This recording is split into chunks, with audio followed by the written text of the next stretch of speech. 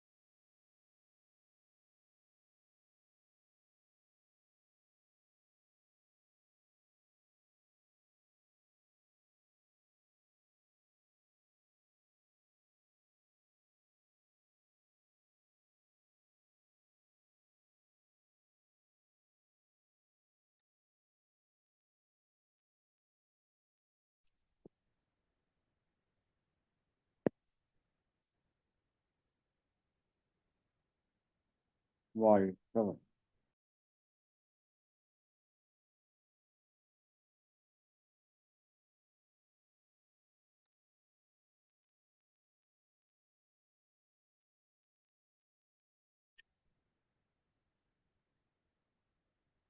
நன்றி. வாழ்க வளமுடன். நண்பர்கள் மௌனத்தை நிறைவு செய்து கொள்ளலாம். மகிழ்ச்சி. ரொம்ப நிறைவான நாள், நிறைவான நிகழ்வு அப்படின்னு சொல்லலாம்.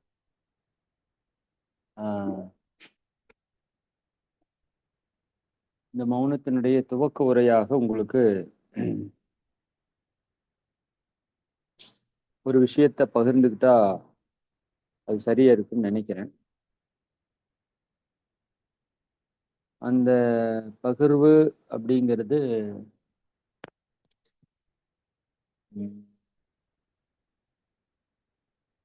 அது ஒரு மிக உயர்ந்த பகிர்வா இருக்கணும்னு நினைக்கிறேன். அதனால எல்லாரும் கண்களை மூடி அமர்ந்து கொள்ளுங்க.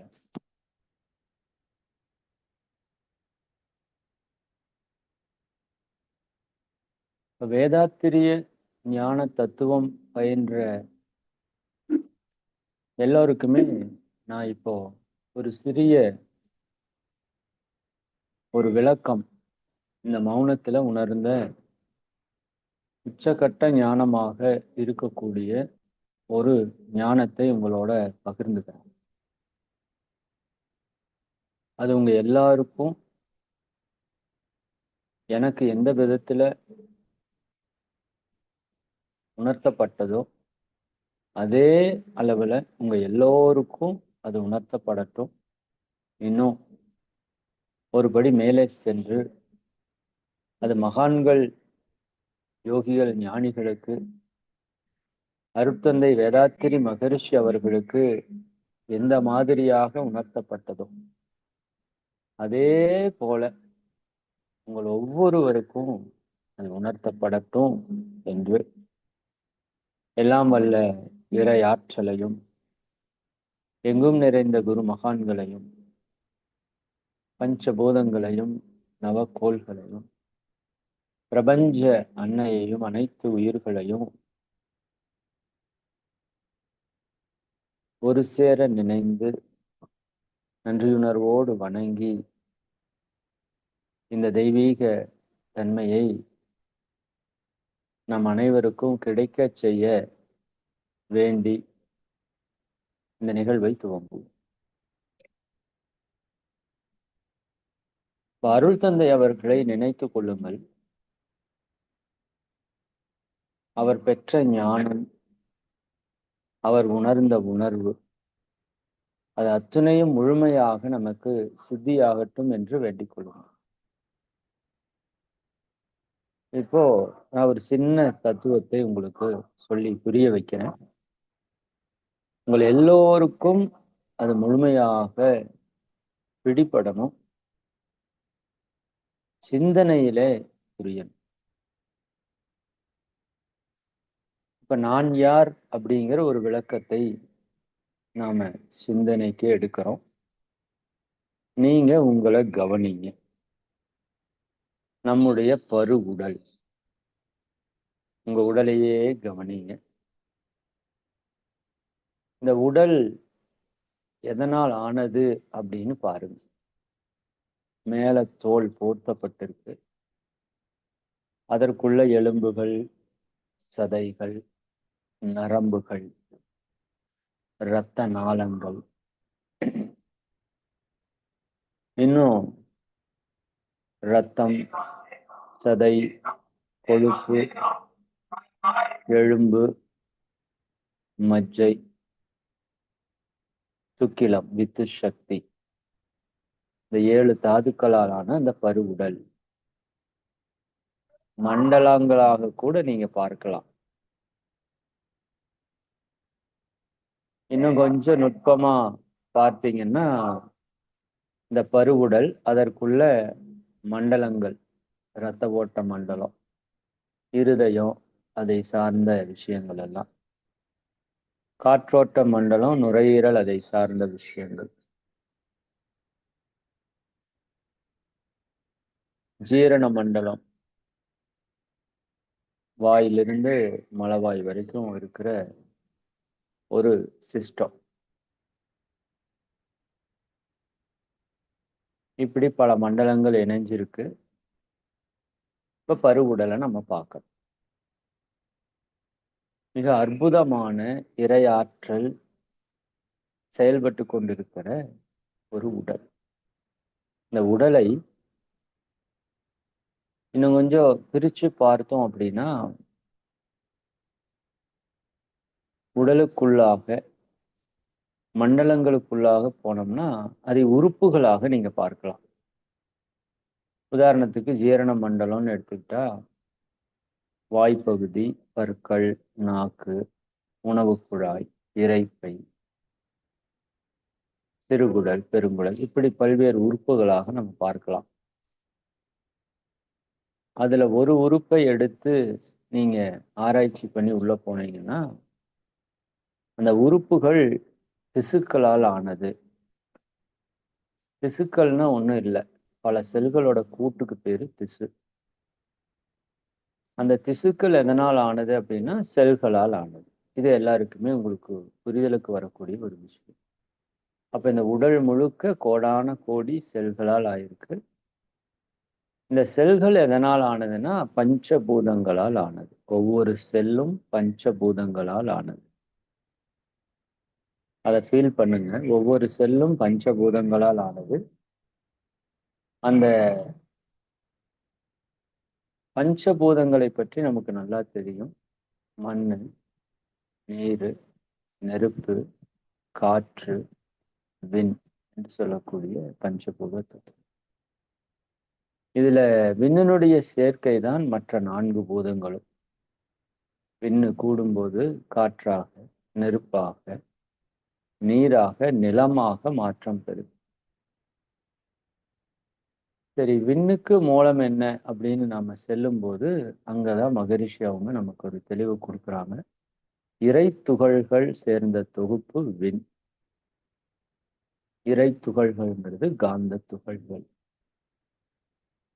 அப்ப அந்த இறை துகள்களுக்கு மூலம் என்னன்னா இறைநிலை.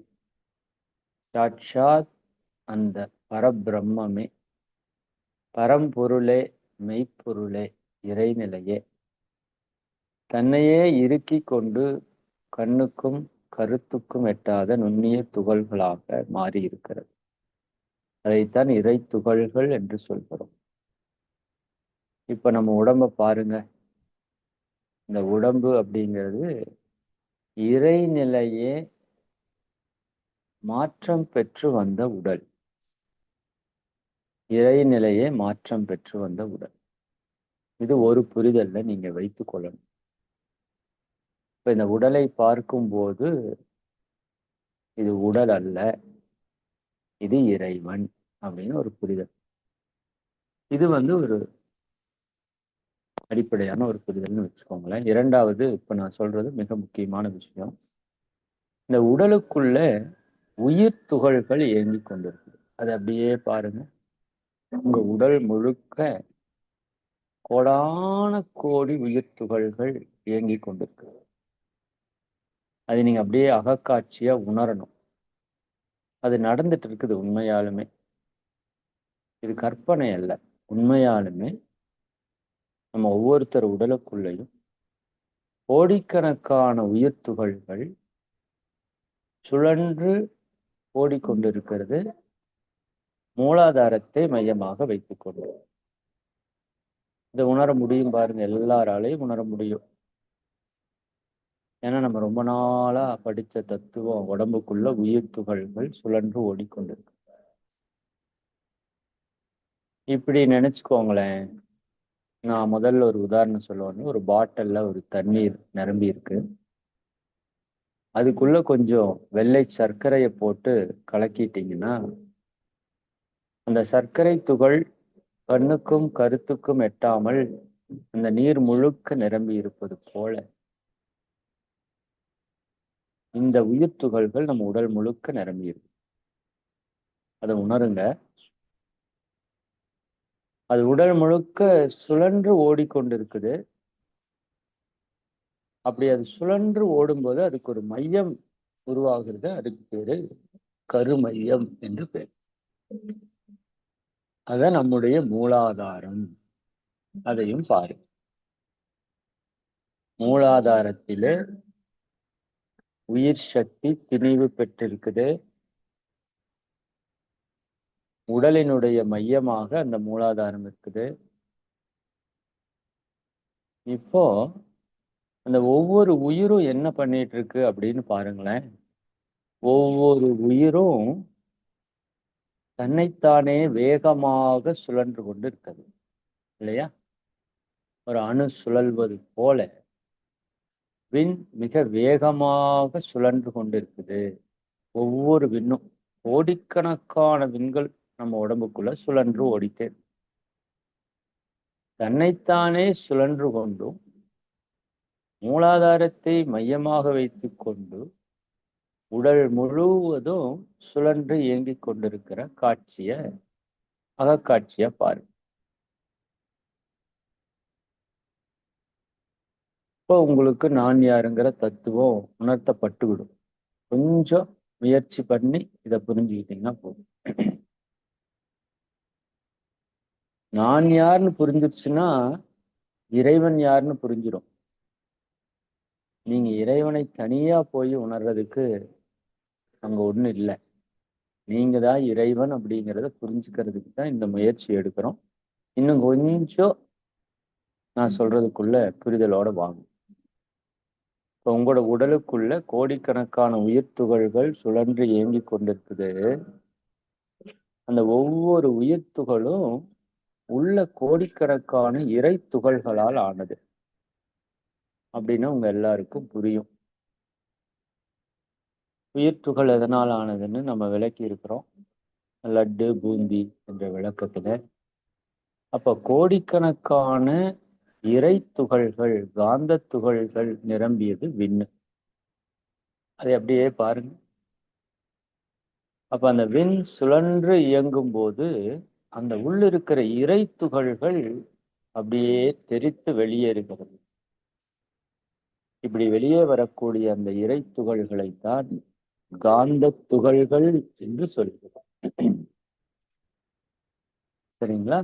அந்த இறை துகள்கள் வெளியே வருது. சுத்த வெளி அதைய சூழ்ந்து அழுத்துது. அப்ப அந்த விண் சுத்த வெளியில மோதி உரசி சுழலும் போது அதிலிருந்து வரக்கூடிய இறை துகள்களும் அதுல உரசி வெளியே வர்றது தான் அலை என்று சொல்கிறோம். அது காந்த அலை. இது நம்ம உடல் முழுக்க நிரம்பி இருக்கு. அது அப்படியே உணருங்க. உங்க உடலுக்குள்ள தோலுக்குள்ள உடல் முழுக்க எப்படி பாட்டிலுக்குள்ள தண்ணி நிரம்பி இருக்கிற மாதிரி உங்க உடலுக்குள்ள உயிர் துகள்கள் கோடிக்கணக்கில் நிரம்பி சுழன்று இருக்குது. அது ஒவ்வொன்றிலிருந்தும் ஒரு அலை வீசிக்கொண்டே இருக்கிறது. எப்படி ஒரு பம்பரத்தை சுத்தி விட்டா சுற்றிலும் காற்று அப்படியே தள்ளுமோ அது போல, சூரியனிலிருந்து ஒளிக்கதிர்கள் வருவது போல, சந்திரனிலிருந்து ஒளிக்கதிர்கள் வருவது போல நம்ம ஒவ்வொரு உயிரிலிருந்தும் அந்த இறை துகள்கள் காந்த அலைகளா வந்துட்டு இருக்கு. அந்த அலை நம்ம உடல் முழுக்க நிரம்பி இருக்கு. அதையும் பாருங்க. பார்த்துட்டீங்களா? இப்ப இந்த உயிர் சுழன்று ஓடிக்கொண்டிருக்கிறதால அந்த காந்தமும் நம்ம உடம்புக்குள்ள சுழன்று ஓடிக்கொண்டிருக்கு. அதைத்தான் காந்த ஓட்டம் என்று சொல்கிறோம். அதுக்கு தனியா ஓடுறதுக்குன்னு விஷயம் இல்லை. உயிர் ஓடுறதால கூட அதுவும் சேர்ந்து ஓடும். அப்ப அதுவும் சேர்ந்து ஓடும்போது அதற்கும் சுழற்சியில ஒரு மையம் ஏற்படுது. அங்க திணிவு பெற்ற காந்தம் நிறைந்திருக்கிற இடத்தை தான் கருமையம் என்று சொல்கிறோம். நம்ம கருமையம் உடலுக்கான மையம். இந்த உயிர் துகள்கள் திணிவு பெற்றதா இருக்கிற மையம், காந்த துகள்கள் திணிவு பெற்றதா இருக்கிற மையம். 3 மையமும் சேர்ந்த மகா மையம் கருமையம். சரிங்களா? சரி, இப்போ விளக்கத்துக்கு வந்துட்டோம். புரிஞ்சிருச்சு உங்களுக்கு? நம்ம உடல் இருக்குது, உடலுக்குள்ள உயிர் இருக்குது, உயிருக்குள்ள காந்த துகள்கள் வெளியே வந்து உடல் முழுக்க இயங்கிட்டு இருக்குது. இந்த காந்தம் உங்க உடலுக்குள்ள மட்டும் இல்லை, உடலை கடந்து வெளியே 1 அடி தூரத்துக்கு இருக்குது. நீங்க நல்லா தவம் பண்ற நபரா இருந்தா 2 அடி 3 அடிக்கு இருக்கும். ஆனா அது உங்க உடலை விட்டு வெளியே இருக்கிறத நீங்க உணர முடியும் இல்லையா? சரி, இப்போ பாயிண்ட்டுக்கு வர்றோம். இப்ப நம்ம உடம்புக்குள்ள உயிர் இருக்குது இல்லையா? உயிர் இருக்குது. இப்ப நீங்க இந்த உடலா அப்படின்னு ஒரு கேள்வியை கேட்டோம் அப்படின்னா நான் இந்த உடல் அல்ல அப்படின்னு உங்களால ஈஸியா புரிஞ்சிக்க முடியும். ஏன்னா இந்த உடல் அப்படிங்கிறது அழியக்கூடிய ஒன்று. இதை என்னுடைய உடல் என்று சொல்கிறோம். இதுக்கு கொஞ்சம் நிறைய விளக்கம் சொல்லணும். ஆனா உங்களுக்கு புரியுங்கிறதுனால நான் மேலோட்டமா சொல்றேன். இந்த உடல் நான் அல்ல அப்படின்னு நீங்க புரிந்து கொள்ளணும். என்னுடைய கை என்றுதான் நீங்க சொல்றீங்க. நான் கை என்று சொல்வதில்லை. புரியுதா? என்னுடைய செல்போன் என்று சொல்வது போல என்னுடைய கை என்று சொல்கிறீர்கள். அப்போ இந்த உடல் என்னுடைய உடைமை பொருள். இந்த உடல் பிறப்பு இறப்புக்கு உட்பட்டது. இது ஒரு நிகழ்ச்சி. இது தோன்றி மறையக்கூடியது. அப்ப இந்த உடல் நான் அல்ல. இறந்து போனதுக்கு அப்புறம் மதன்குமார் எப்ப எடுக்கிறீங்க அப்படின்னு கேட்கறது இல்லை. இந்த உடலை எப்படி எடுக்கிறீங்க அப்படின்னு கேட்கறது. உயிர் பிரிஞ்சு போயிடுச்சு. உடல்ல இருந்து உயிர் தனியா போயிடுச்சு. அப்ப இந்த உடல் நான் அல்ல அப்படின்னு நீங்க புரிஞ்சுக்கோங்க. அதற்கப்புறம் இருக்கிறது உயிர் இருக்கு இல்லையா? உயிர் அப்படிங்கிறது என்னன்னு நமக்கு நல்லா தெரியும். இறை துகள்கள் சேர்ந்த ஒரு கூட்டு. அப்ப நம்ம உடல்ல உயிர் துகள்கள் சுழன்று கொண்டு இருக்குது. அந்த உயிர் துகள்கள் எப்படி இருக்குதுன்னு நீங்க புரியணும். ஏன்னா நாம இந்த உயிர் அப்படிங்கிறது தான் ஆத்மா என்று சொல்கிறோம். இந்த ஆத்மாவுக்கு அழிவு கிடையாது என்று சொல்கிறோம். இந்த இடத்த கொஞ்சம் புரிஞ்சுக்கோங்க. பரமாத்மாவிலிருந்து இந்த ஜீவாத்மா வந்ததுன்னு சொல்றோம். இந்த ஜீவாத்மாவுக்கு அழிவு கிடையாது என்று சொல்கிறோம். அப்ப இந்த உயிரைத்தான் ஆத்மா என்றும் சொல்கிறோம். நல்லா புரிஞ்சுக்கணும். உயிர் தான் ஆத்மா. இனி டவுட்டே வரக்கூடாது. ஆத்மா என்ன? உயிர் தான் ஆத்மா. சரி, இந்த உயிர் எப்படி இருக்குது அப்படின்னா, இந்த ஒற்றை உயிர் துகளை மட்டும் எடுத்துக்கோங்க. ஒரு உயிர் துகள், விண் துகளை எடுத்துக்கிறோம். விண்ணு உடம்புக்குள்ள இருக்கிறதுனால அது உயிர். அதற்குள்ள கோடிக்கணக்கான காந்த துகள்கள் இருக்குது இல்லையா? அப்ப இந்த உயிருங்கிறதும் காந்தங்கிறதும் ஒண்ணுதானா? ஆமா, ஒண்ணுதான். உயிரினுடைய ஒரு பகுதி அந்த காந்தம். சரிங்களா? லட்டு பூந்தியால் ஆனது போல இந்த காந்த துகள்களால் ஆனது உயிர். அப்ப லட்டு வேற பூந்தி வேற அல்ல. புரிஞ்சிருச்சா? இப்ப லட்டுனுடைய பகுதி பூந்தி. இப்போ இந்த உயிருக்குள்ள இன்னொன்னு இருக்கு. உயிருக்குள்ள உயிர்னு ஒண்ணு இருக்குது. உயிர். அதற்குள்ள இறை துகள்கள்ங்கிற காந்த துகள்கள் இருக்குது 2. இதற்கு மையத்துல ஒண்ணு இருக்குது. மகரிஷி சொல்லுவாங்கல்ல, எந்த ஒன்று சுழன்றாலும் அதனுடைய மையம் சுழலாது. இது இயற்கையினுடைய சத்தியம். சரிங்களா? இயற்கையினுடைய உண்மை. நீங்க ஒரு பொருளை எடுத்து சுத்தி விட்டீங்கன்னா, இப்ப ஃபேன் இருக்குன்னு வச்சுக்கோங்க. ஃபேனுடைய வெளிப்பகுதியில மிக வேகமாக அது சுழலும். அப்படியே நீங்க உள்ள போக போக மையத்துக்கு போக போக அதனுடைய சுழல் வேகம் குறையும். கவனிச்சிருக்கீங்களா? சிந்திச்சு பாரு. எந்த ஒன்று சுழன்றாலும் வெளிப்புறத்துல வேகம் அதிகமா இருக்கும்.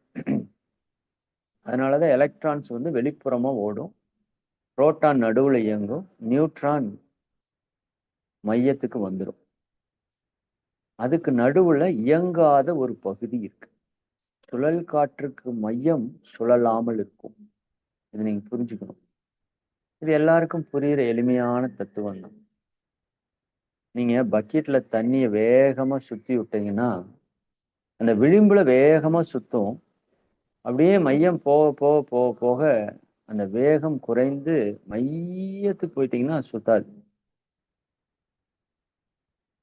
வாகனத்துல வீல் சுத்துது இல்லையா?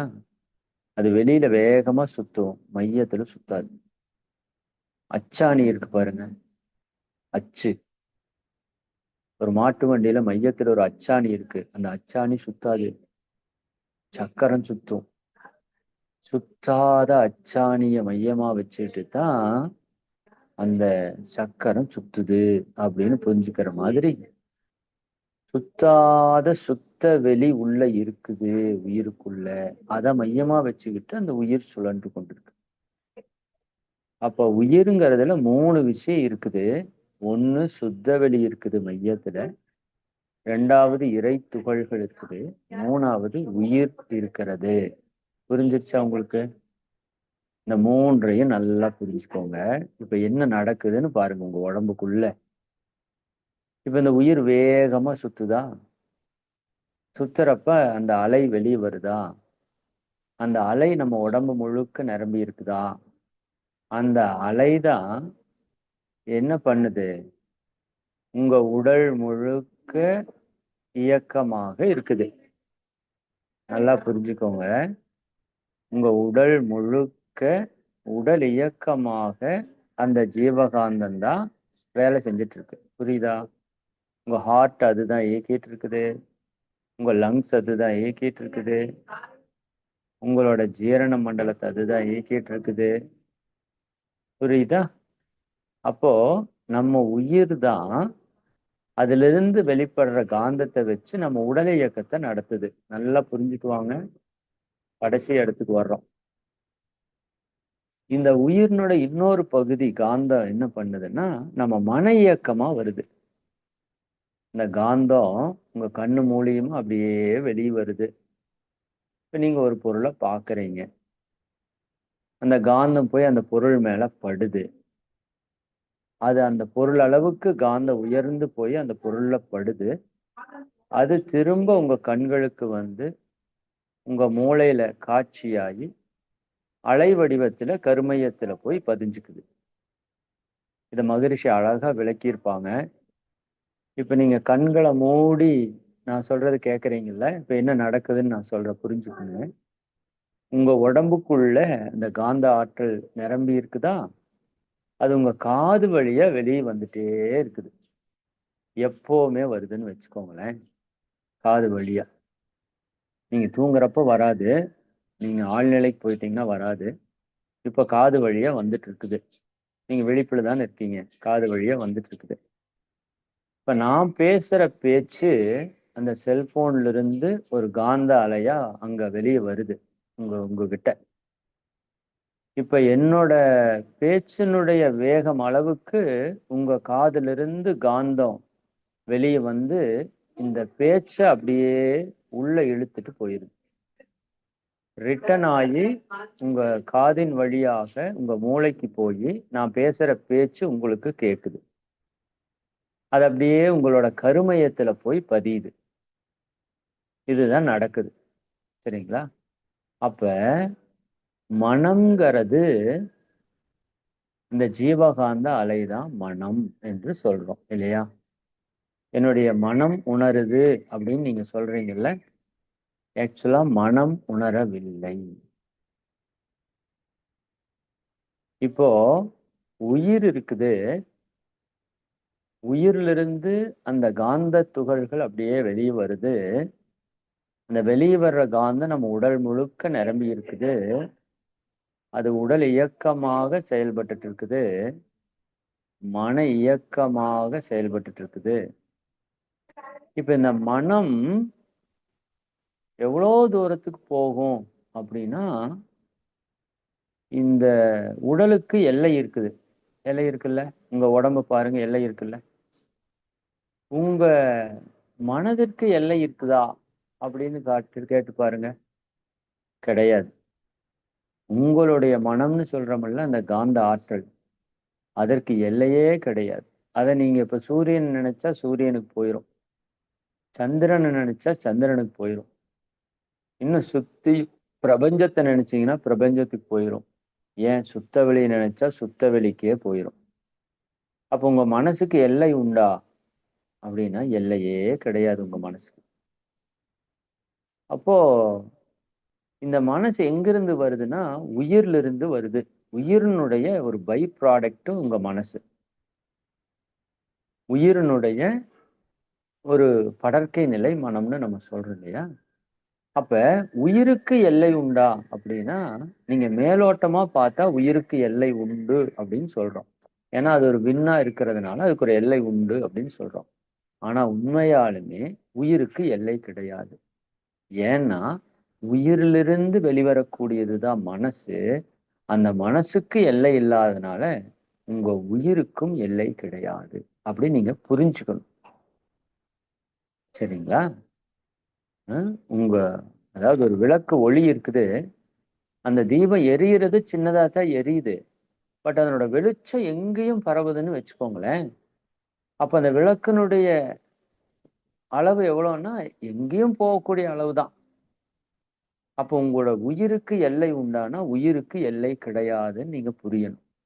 ஏன்னா உயிர் மனமாக இயங்கும்போது, அது எல்லையற்றதாக இயங்கக்கூடிய தன்மை கொண்டது. கொஞ்சம் நுட்பமா தான் இருக்குது. ஆனா உங்களால புரிஞ்சுக்க முடியுது. அண்டர்ஸ்டாண்ட் பண்ணுங்க. கடைசி பாயிண்ட் என்னன்னா, இப்ப இந்த மனம்னு ஒண்ணு வருந்தது இல்லையா? இது எங்கிருந்து வந்து இதை அறியுது அப்படின்னு நீங்க சிந்திச்சு அப்படியே உங்க உயிருக்குள்ள போனா, அந்த உயிருக்கு மையத்துல ஒண்ணு இருக்குல்ல, சுத்த வெளி. அதுதான் அறிவு. அதை பாருங்க. நீங்க இப்ப ஆக்கினைக்கு வாங்க. நான் சொல்றேன் பாருங்க. ஆக்கினைக்கு வாங்க. ஆக்கினைக்கு வந்துட்டீங்களா? எல்லாரும் வாங்க. ஆக்கினைக்கு வந்துருங்க. இப்பவே உங்களை யாருன்னு புரிஞ்சிடலாம் நீங்க. ஆக்கினைக்கு வந்துட்டீங்களா? அங்க ஒரு துடிப்பு தெரியுதா உங்களுக்கு? உயிரோட இயக்கம் தெரியுதா? எல்லாருக்கும் தெரியட்டும். ஆசான் ஆணை. அனைவருக்கும் உயிர் இயக்கம் உருவ மையத்தில் உணர்த்தப்படட்டும். உயிர் இயங்குதா? சுற்றுதா? நீங்க அதை கவனிக்கிறீங்களா? இப்ப எது கவனிக்குது? நீங்க உங்க மனமாக இருக்கிறீங்க. இந்த மனம் உயிரை கவனிக்குது. கரெக்டா? என்னுடைய மனம் என்னுடைய உயிரை கவனிக்கிறது. உயிரினோட சுழற்சியை உங்க மனசு கவனிக்குது. அப்படியே அந்த மனம் அப்படியே ஒடுங்கி ஒடுங்கி ஒடுங்கி உயிருக்குள்ள போகட்டும். உயிருக்குள்ள போகும். அதாவது உயிருக்கு வெளியில இருந்து இருக்கிற அந்த காந்தமாகிய மனம் இந்த உயிரை கவனிக்குது. நீங்க அப்படியே ஒடுங்கி ஒடுங்கி ஒடுங்கி போனீங்கன்னா அந்த உயிருக்குள்ள போயிடலாம். இப்ப அப்படியே உயிரினுடைய மையத்துக்கு போங்களேன். அங்க என்ன இருக்குதுன்னு பாருங்க. சுத்த வெளி. சுத்த வெளி. அது தெரியுதா உங்களுக்கு? அனுமானமா உங்களால உணர முடியும். உயிருக்கு மையத்துல என்ன இருக்குது? சுத்த வெளி இருக்குதா? அந்த சுத்த வெளிதான் நீங்க.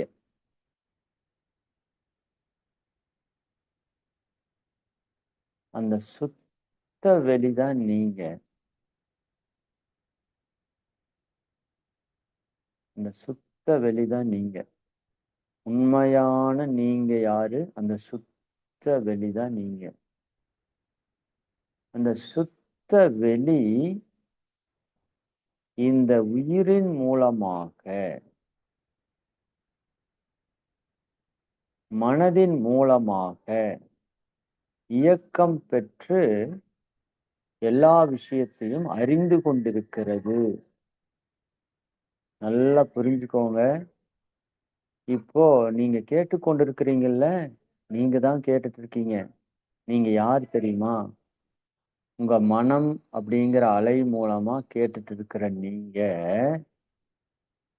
அந்த அலை அப்படியே உள்ள போய் உயிரினோட மையத்துக்குள்ள போய் அந்த அறிவாக இருக்கிற நீங்க தான் கேட்டுட்டு இருக்கிறீங்க. உங்க மனதிற்கு கேட்கக்கூடிய ஆற்றல் இல்லை. நீங்களாக இருக்கிற அறிவுக்கு தான் அதை கேட்கக்கூடிய ஆற்றல் இருக்கு. அப்ப நீங்க யாருன்னு பாருங்களேன். அந்த சுத்த வெளி இருக்குன்னு சொல்றேன்ல, அதுதான் நீங்க. சுத்த வெளிதான் நீங்க. அதுதான் நானு. அதுதான் இந்த மனதின் மூலமாக அந்த 5 உணர்வுகளையும் உணர்ந்து கொண்டிருக்குது. நல்லா புரியுங்க. இதுதான் அந்த நிலை. அந்த சுத்த வெளி உங்கள் மனதின் மூலமாக ஒரு விஷயத்த அறிஞ்சுக்குது. அறிந்து கொள்வதால் அந்த சுத்த வெளிக்கு அறிவு என்று பெயர். இந்த சுத்த வெளி என்ன இருக்குது? அறிந்து கொள்ளக்கூடிய தன்மை அந்த சுத்த வெளியில் இருக்குது. அதனால் அதற்கு அறிவு என்று பெயர். இப்ப நீங்க யாரு? சுத்த வெளி. நீங்க யாரு? அறிவு. இந்த சுத்த வெளிதான் தெய்வம். அப்ப தெய்வமே நீங்களாக இருக்கிறது. இதை உணருங்க. இனிமேல் இந்த உணர்வு உங்களுக்கு எப்பொழுதும் நிலைத்திருக்கட்டும். சுத்த வெளிதான் நீங்க. உயிரினுடைய மையத்தில் இருக்கு பாருங்க சுத்த வெளி. அதுதான் நீங்க. இதுல இன்னொரு நுட்பம் என்னன்னா, இந்த ஆத்மாவுக்கு அழிவே கிடையாதுன்னு சொல்றாங்கல்ல, அது உண்மை, சத்தியம். ஆனா உயிர்னு ஒண்ணு இருக்குது. உயிர் அப்படிங்கிறது சுத்தவெளி, இறை துகள்கள் இரண்டும் இணைந்ததுதான் உயிர். அப்ப இந்த உயிர்ல இப்ப நான் பேசுறது உங்களுக்குள்ள எப்படி போய் உங்க உயிர்ல பதிவாகுது அப்படிங்கிறது உங்களால புரிய முடியுதுல்ல? உங்க உயிர்ல நான் பேசுறது பதிவாயிட்டு இருக்குது. உங்க உயிருக்குள்ள இருக்கிற சுத்த வெளி அதற்குள்ள இருக்கிற இறை துகள்களை அனுப்பி அது காந்தமாக வந்து நான் பேசுறத கேட்டு மறுபடியும் உள்ள கொண்டு போய் அந்த சுத்த வெளிக்குள்ள ரெக்கார்ட் பண்ணிக்கும். அதாவது எப்படி சொல்றதுன்னா, ஆஹ்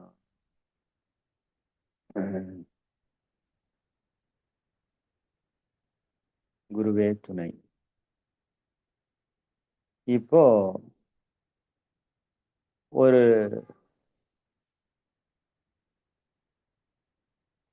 ஒரு இடத்துல நீங்க உட்கார்ந்துட்டு இருக்கீங்க. ஒரு வீட்டுக்குள்ள மையத்துல நீங்க உட்கார்ந்துட்டு இருக்கீங்க. வெளியில சில பொருட்கள் கிடக்குது.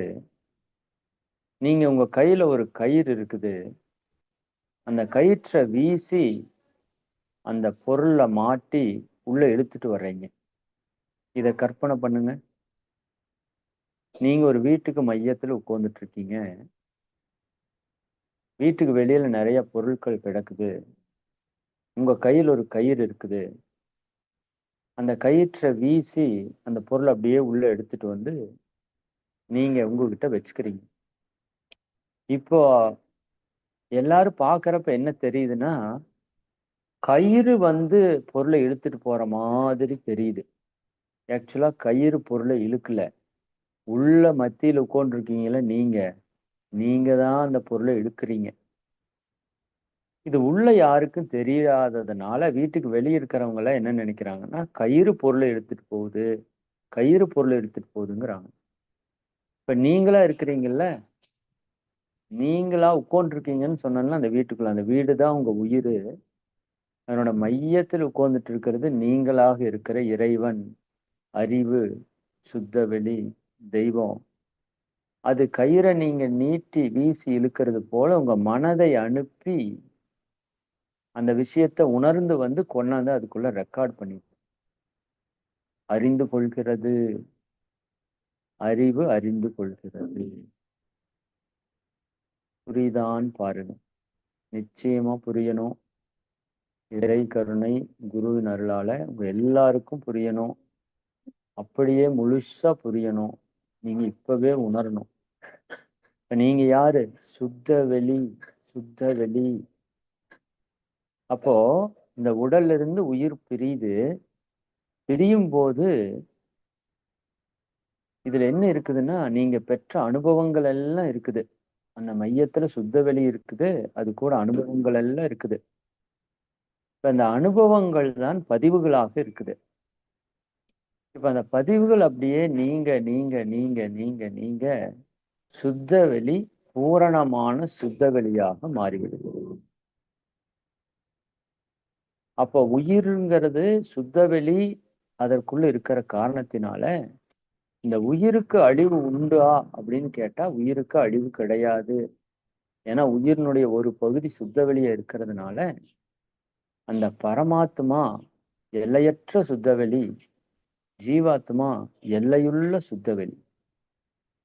அதற்கூட உயிர் அப்படிங்கிற தன்மையில காந்த துகள்களும் பதிவுகளும் இருக்குது. இப்போ உடலை விட்டு நம்ம வெளியே போகும்போது அந்த பதிவுகளோட போறோம். அந்த பதிவுகள் நீக்கப்பட்ட ஆத்மா நேரடியாக பரமாத்மாவோடு இணைப்பு பெறுகிறோம். பதிவுகள் இருக்கக்கூடிய ஆத்மாவாக இருக்கும்போது இங்க கொஞ்ச நாள் இருந்து பதிவுகளை கழித்து கொண்டு அங்க போறோம். இப்ப நீங்க யாரு? சுத்த வெளி. சுத்த வெளி. அதுதான் அறிவு. அதுதான் தெய்வம். அதுதான் இறைநிலை. சரி, இன்னும் ஒரு செய்தி சொல்லி நான் நிறைவு செய்யறேன்.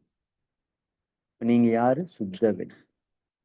சரி, நீங்க அந்த உயிரோட மையத்துல மட்டும்தான் இருக்கிறீங்களா அப்படின்னு கேட்டா, நீங்க உயிரோட மையத்துல மட்டும் இல்ல, உடல் முழுக்க நிரம்பி இருக்கிறீங்க.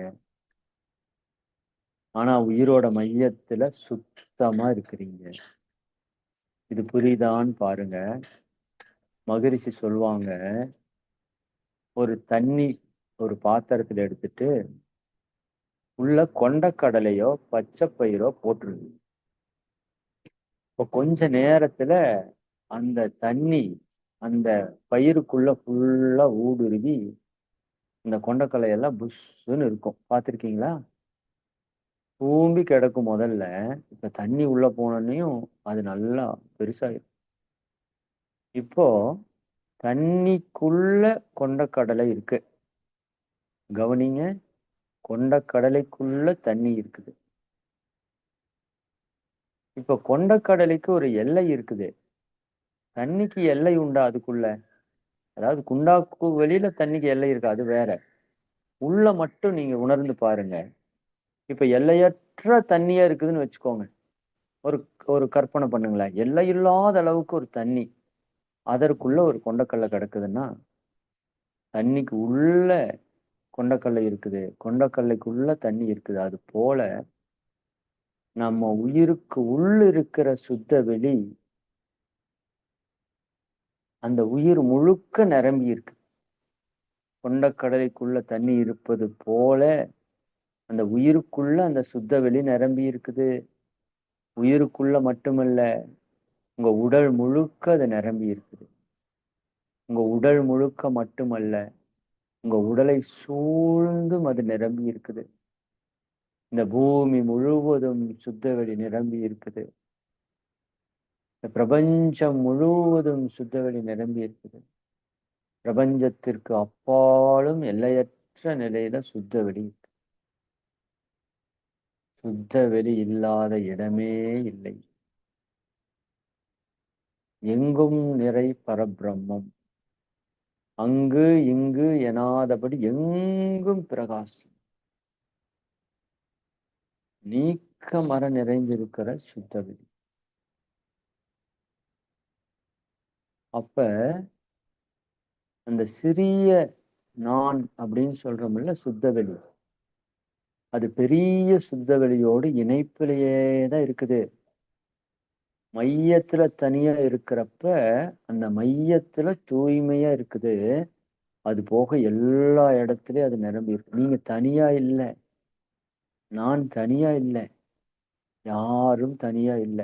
எல்லாரும் இணைஞ்சுதான் இருக்கிறோம். சுத்த வெளியாக இணைந்துதான் இருக்கிறோம். நீங்க நான் மட்டும் இல்ல, எல்லா உயிர்களும் இணைஞ்சிருக்குதுங்க. பிரபஞ்சமே இணைஞ்சிருக்குதுங்க. சுத்த வெளி எல்லாவற்றையும் இணைத்து கொண்டிருக்கிறது. புரியுதான்னு பாருங்களேன். நிச்சயமா புரியட்டும் இறைவா. குருவே, நீங்க உணர்ந்த அந்த உணர்வு அப்படியே எல்லாருக்கும் உணர்த்தப்படட்டும். இந்த சுத்த வெளி உங்களுக்குள்ள இருக்கிற அந்த தூய வெளிதான் நீங்க. இந்த உடல் நீங்கள் அல்ல. இந்த மனம் நீங்கள் அல்ல. இந்த உயிரும் நீங்கள் அல்ல. இந்த உயிருக்கு மையத்தில் இருக்கிற அறிவுதான் நீங்க. அறிவுதான் நீங்க. உங்களுக்கு எல்லை உண்டானா எல்லையே கிடையாது. உங்களுக்கு அழிவு இருக்கானா அழிவே கிடையாது. ஏன்னா அந்த சுத்த வெளி பிறக்கவும் இல்லை, சுத்த வெளி இறக்கவும் இல்லை. இப்போ உங்களுக்கும் எனக்கும் அழிவே கிடையாது. எல்லையற்ற பெருவெளி, எல்லையுடைய சிறு வெளியாக நம்ம உடல்ல இருக்கிறோம். இப்போ இந்த உடல் தான் நான் நினைச்சிட்டா அதுக்கு பேரு நரகம். எங்கும் நீக்கமற நிறைந்திருக்கிற இறைதான் அப்படின்னு நம்ம நினைச்சிட்டோம் அப்படின்னா அதுக்கு பேரு சொர்க்கம். இவ்வளவுதாங்க தத்துவம். இதுக்கு மேல ஒண்ணும் இல்லை. இதை புரிஞ்சுக்குங்க. நீங்க தான் சுத்த வெளி, நீங்க தான் தெய்வம், நீங்க தான் அறிவு, நீங்க தான் இறை வெளி. நீங்க தான் உங்க உடலை இயக்கிட்டு உங்க உயிர் மூலமா மனதாக இயங்கி இந்த உயிர் மையத்தில் இருக்குல்ல அறிவு, சுத்தவெளி, சரிங்களா? அறிவே தெய்வம்னு சொல்றாரு மகரிஷி. நீங்க தான் அந்த தெய்வம், நீங்க தான் சுத்தவெளி. அப்ப நீங்க அந்த உயிராகி உயிர்ல இருந்து அலையாகி வெளியே வந்து மனமா இயங்குறீங்க. நான் பேசுறது உங்களுக்கு கேக்குது. சரி, நீண்ட நேரம் எடுத்துக்க விரும்பல. இன்னும் நிறைய நான் சொல்லிட்டே இருக்கலாம்னு எனக்கு தோணுது. உங்க உயிர்ல இருக்கிற அறிவு இருக்கு இல்லையா, அந்த அறிவு தானே நீங்க இருக்கீங்க, சுத்தவெளி. அந்த சுத்தவெளி உயிர் மூலமாக மனமாக இயங்குது. எப்படி இயங்குதுன்னு பாருங்க. உங்க உடம்புக்கு ஒரு பசி வருது. இந்த ஒண்ணு சொல்லி முடிச்சிடலாம்னு நினைக்கிறேன், ஏன்னா எனக்கு தோணிட்டே இருக்குது. உங்க உடம்புல ஒரு பசி வருது.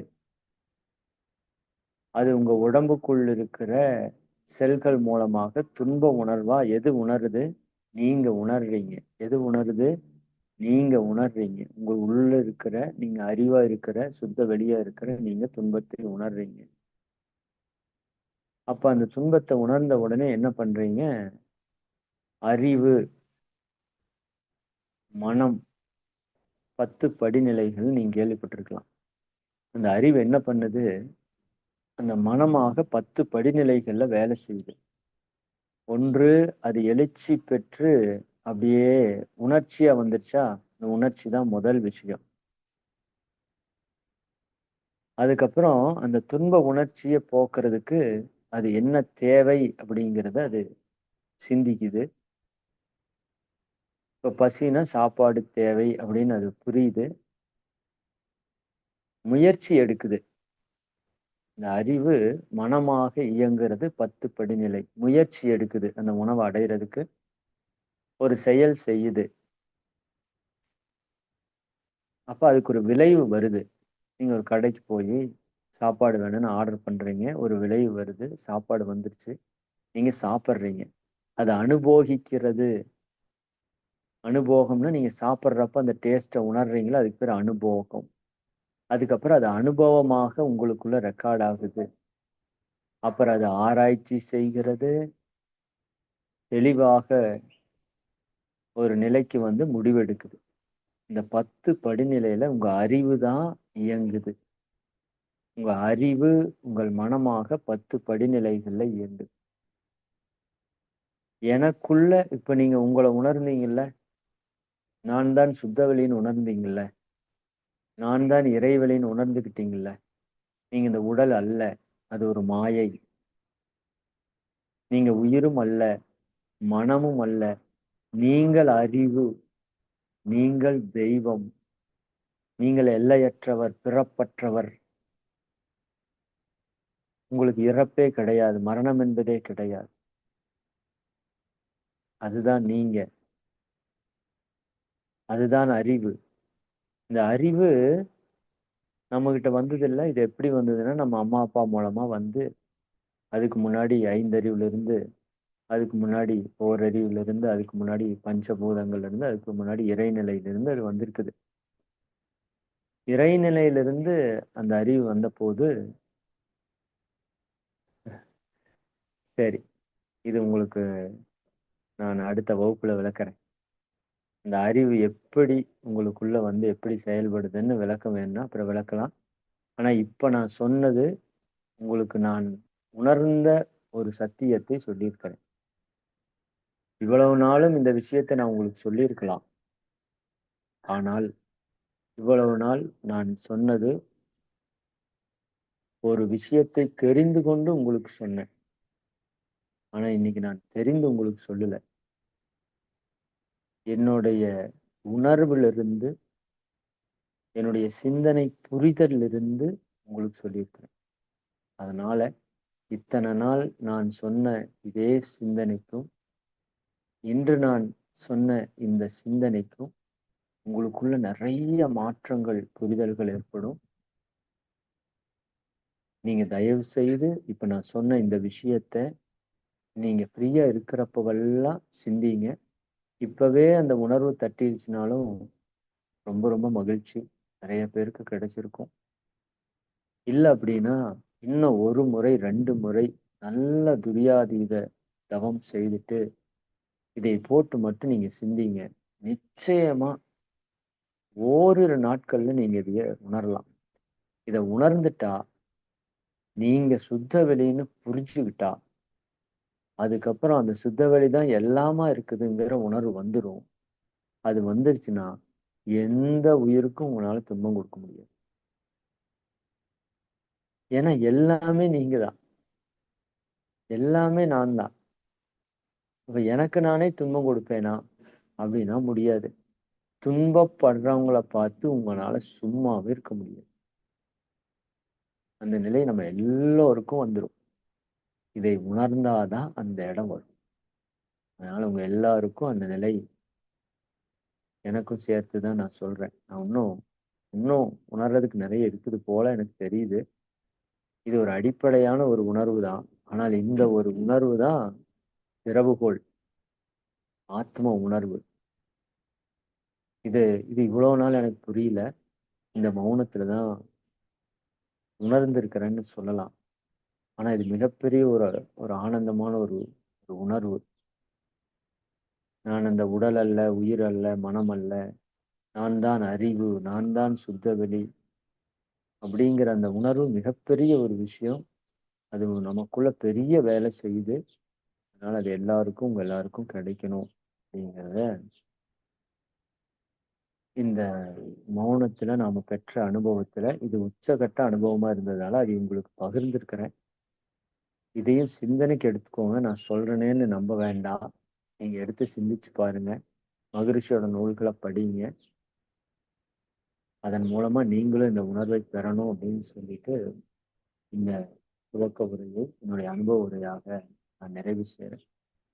நீங்களும் உங்கள் அன்பு குடும்ப உறுப்பினர்கள் அனைவரும், இந்த உலக மக்கள் அனைவரும் அருட்பேராற்றல் கருணையினால் உடல் நலம், நீளாயுள், நிறை செல்வம், உயர் புகழ், மெய்ஞானம் ஓங்கி இறை உணர்வு, அறநெறி, கல்வி, தனம், தானியம், இளமை, வலிவு, துணிவு, நன்மக்கத்து, அறிவிலுயர்ந்தோர் நட்பு, அன்புடைமை, அகத்தவம், அழகு, புகழ், மனித மதிப்புணர்ந்து ஒழுகும் பண்பு எனும் பேறு 16 பெற்று பெருவாழ்வு வாழ்க. வாழ்க வளமுடன், வாழ்க வளமுடன், வாழ்க வளமுடன். அன்பர்களே, ஒரே ஒரு ரெக்வெஸ்ட் மட்டும். நாம் இந்த வாழ்க இறைநிலை, வாழ்க பிரபஞ்சம், வாழ்க வையகம், வாழ்க வளமுடன் அப்படிங்கிற பிரபஞ்ச இறை சக்தி மந்திரத்தை எல்லாருமே துவங்குறப்ப சொல்லணும் அப்படின்னு நம்ம ஒரு வேண்டுகோள் வைக்கிறோம். நீங்க எந்த உரை தொடங்கினாலும், எங்க பேசினாலும் நீங்க அதை சொல்லிட்டு பேசுங்க. அதற்கு முன்பாக நம்ம குரு உடலிலிருந்து கொடுத்த மந்திரம் வாழ்க வையகம், வாழ்க வையகம், வாழ்க வளமுடன். எனக்கு ஏதோ நேத்து நான் சொல்லிட்டேன் இந்த மந்திரத்தை முதல்ல சொல்லி தொடங்குங்கன்னு. அதுக்கப்புறம் எனக்குள்ள ஒரு உறுத்தல் இருந்துட்டே இருந்துச்சு. அதனால மகரிஷி சொன்ன அந்த பருவுடல்ல இருந்து கொடுத்த அந்த மந்திரத்தை முதல்ல எப்பவும் போல சொல்லுவோம். வாழ்க வையகம், வாழ்க வையகம், வாழ்க வளமுடன். அதை சொல்லிட்டு அதுக்கப்புறம் மகரிஷி சூட்சுமமா கொடுத்த வாழ்க இறைநிலை, வாழ்க பிரபஞ்சம், வாழ்க வையகம், வாழ்க வளமுடன். இந்த 2 மந்திரத்தையும் நம்ம ஒவ்வொருத்தரும் ஒவ்வொரு நிகழ்ச்சி தொடங்குறப்பவும் சொல்லி நம்ம தொடங்குவோம். அது இந்த மந்திரத்தை சொல்றப்ப என்ன உணர்வோட சொல்லணுங்கிறதையும் நான் இப்ப உங்களுக்கு சொல்றேன். இது ஏதோ சுத்த வெளி, பிரபஞ்சம், பூமி, வாழ்க வளமுடன் சொல்றது இல்ல. இதில் நீங்க இப்போ ஒண்ணு சொல்றேன் புரிஞ்சுக்கோங்க. இதுக்கு ஒரு விளக்கம் நான் பின்னாடி குடுக்குறேன். நீங்க வாழ்க இறைநிலைன்னு சொல்றப்போ சுத்த வெளிய நினைச்சு சொல்றீங்க. அடுத்தது வாழ்க பிரபஞ்சம்னு சொல்றப்ப நீங்க என்ன நினைக்கணும்னா, அந்த இறைநிலையே தான் பிரபஞ்சமாக மலர்ந்திருக்கிறது அப்படிங்கிறதுனால வாழ்க பிரபஞ்சம்னு சொல்றீங்க. அதற்கப்புறம் வாழ்க வையகம்னா, அந்த இறைநிலையே தான் இந்த பூமியாக பிரபஞ்சத்தினுடைய ஒரு பகுதியாக இருக்கிறது அப்படின்னு நீங்க பார்க்கணும். வாழ்க இறைநிலைனா எல்லையற்ற அந்த தூய வெளியில நின்னு சொல்லணும். வாழ்க பிரபஞ்சம்னா அதற்குள்ள எல்லை இருக்கிற அந்த பிரபஞ்சத்துக்குள்ள வந்து சொல்லணும். இறைவனே பிரபஞ்சமா இருக்கிறாங்கிற உணர்வுல சொல்லணும். இப்ப பிரபஞ்சம்ங்கிறது இறைவனுடைய திருநடனம். இறைவனுடைய காட்சி வடிவம். கண்ணுல பார்க்கிற இறைவன் பிரபஞ்சம்னு சொல்லணும்.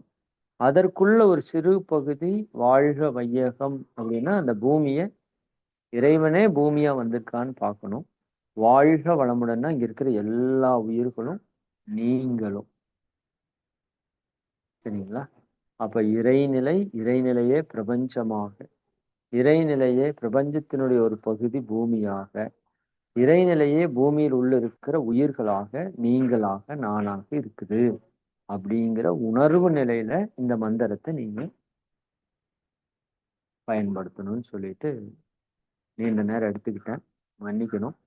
ஏன்னா இந்த உணர்வை சொல்லணுங்கிறது தான் என்னோட மௌனத்தினுடைய நோக்கமாவே இருந்தது. அது நேற்றைக்கு பேசுறப்போ அதை சொல்ல முடியல. சாயங்காலம் பேசுறப்போவுமே. இன்னைக்கும் அதை மிஸ் பண்ணிடக்கூடாது அப்படிங்கிறதுனால உங்களுக்கு பகிர்ந்துக்கிட்டேன். என் அறிவுக்கு எட்டுன மாதிரி ஓரளவுக்கு சொல்லியிருக்கிறேன். முழுசா அதை சொல்ல முடியல. ஏன்னா உணர்வை வந்து நான் உணர்ந்ததை உங்களுக்கு கடத்த முடியும்னு நினைக்கிறேன். ஆனா சொற்களால் அதை சொல்ல முடியாதுன்னு நினைக்கிறேன். ஓரளவுக்கு சொல்லியிருக்கிறேன். நீங்க தயவு செய்து இதைய சிந்தனைக்கு எடுத்து, நீங்க சுத்த வெளி அறிவுன்னு ஒரு புரிதலுக்குள்ள வந்துட்டீங்கன்னா, நீங்க மிகப்பெரிய நிலை அடையறீங்கன்னு அர்த்தம். நிச்சயமா உங்க எல்லாருக்கும் அந்த நிலை கிடைக்கட்டும்னு வாழ்த்தி இந்த உரையை நிறைவு செய்கிறேன். நீண்ட நேரம் எடுத்ததுக்கு மறுபடியும் மன்னிப்பு கேட்டுக்கொண்டு, உங்க எல்லாருடைய அனுபவ உரையை நீங்க பகிர்ந்துக்கோங்க. இன்னைக்கு இன்னும் நெறைய பேர் பகிர்ந்துக்க முடியல, நேரம் தேவைப்படுது அப்படின்னா, நீங்க நாளைக்கும் கூட இந்த நிகழ்வை தொடருங்க. 10 டூ 1. இனி இதுக்கு தான் முக்கியத்துவம் நம்ம குடுக்குறோம். தேவைப்பட்டுச்சுன்னா, நாளைக்கும் நாம எல்லாருடைய அனுபவ உரையும் கேட்கலாம். இந்த போஸ்டர் மறுபடியும் அனுப்பிச்சு விடுங்க. உங்க எல்லாருடைய அனுபவத்தையும் பெற்றுட்டு நம்ம அடுத்த நிகழ்வுகளுக்குள்ள தொடரலாம். வாழ்க வளமுடன். எல்லோருக்கும் நன்றி. இந்த மௌனத்திற்காக உதவி செய்த அனைத்து அன்பர்களுக்கும் இந்த நேரத்துல மனமார்ந்த நன்றியை தெரிவித்துக் கொள்கிறோம். வாழ்க வளமுடன். வாழ்க.